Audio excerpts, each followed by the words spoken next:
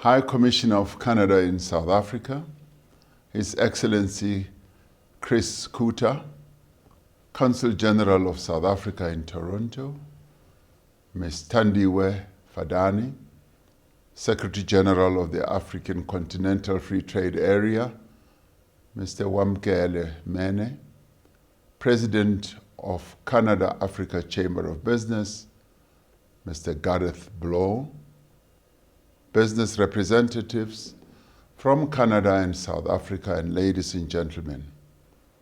It is my privilege to address this conference on deepening trade and investment between Africa and Canada. When Prime Minister Trudeau and I met at the G7 Leaders Summit in Quebec in 2018, and again in Biarritz in France in 2019, we agreed that driving economic growth that works for all was a shared priority.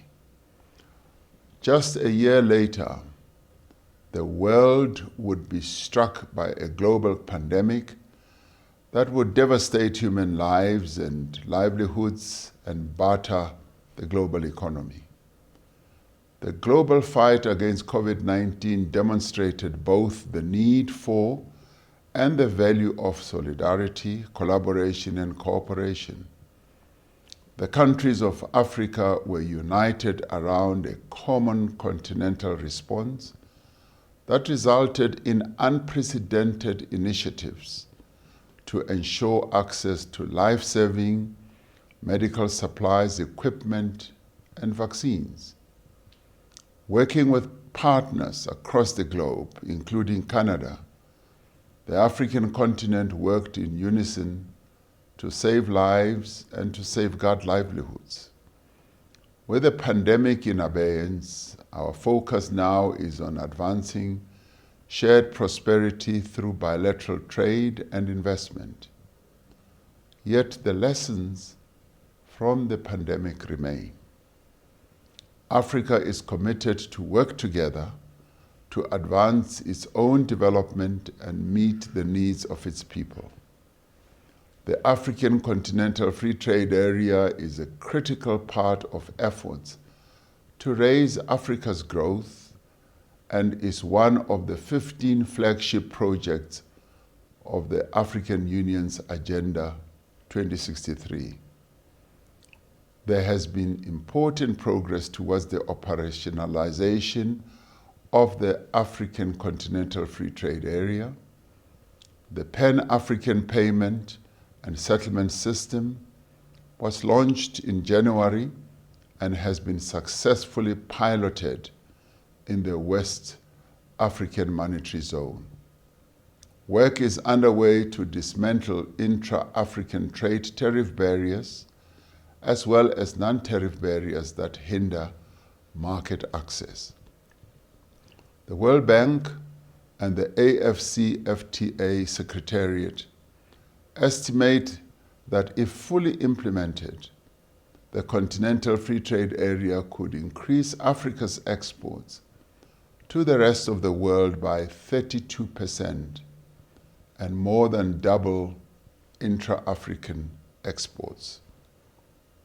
Canada is a long-standing development partner of Africa, joining the African Development Fund in 1973 and the African Development Bank in 1982. Canada has supported all capital increases and contributed regularly to the African Development Bank replenishments. This history, together with the strong trade and investment ties between Africa and Canada, provides a firm platform to expand cooperation and accelerate growth.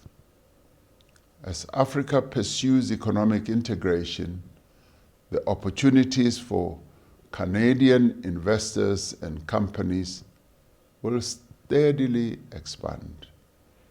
Canadian miners have long been active in Africa.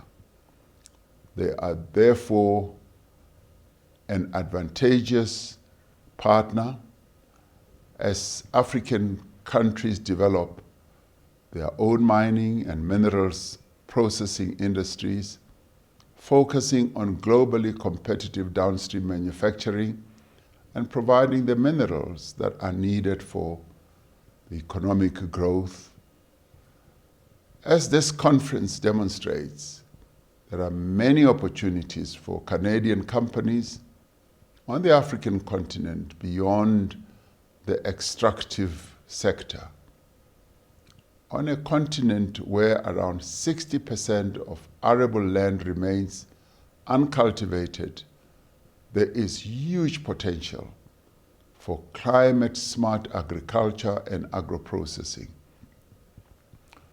As continental supply chains become increasingly integrated, Africa's manufacturing capacity will expand rapidly, presenting opportunities in areas like petrochemicals, pharmaceuticals, food and beverages, textiles, fabricated metals, and many others.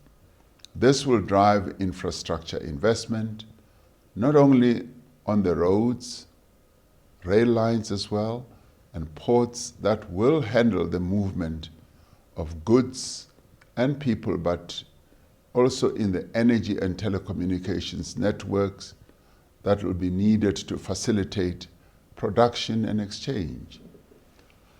South Africa stands ready to support Canadian companies wishing to trade, invest, and do business on the African continent. South Africa is Africa's most industrialized economy. It has a well-regulated banking and financial system. It has developed infrastructure, sound legal and regulatory frameworks, and strong linkages into both the global as well as the continental economies. As our partners in Canada have correctly observed, indeed, Africa is on the move. This is the time to work together, as we did when we confronted the deadly COVID pandemic, to realize the many opportunities that exist for mutual growth and economic development. I wish you well in your deliberations and look forward to the many new partnerships and ventures that we can expect to emerge from this conference. As I often say, from contact at this conference to contract in various economic endeavors. I thank you.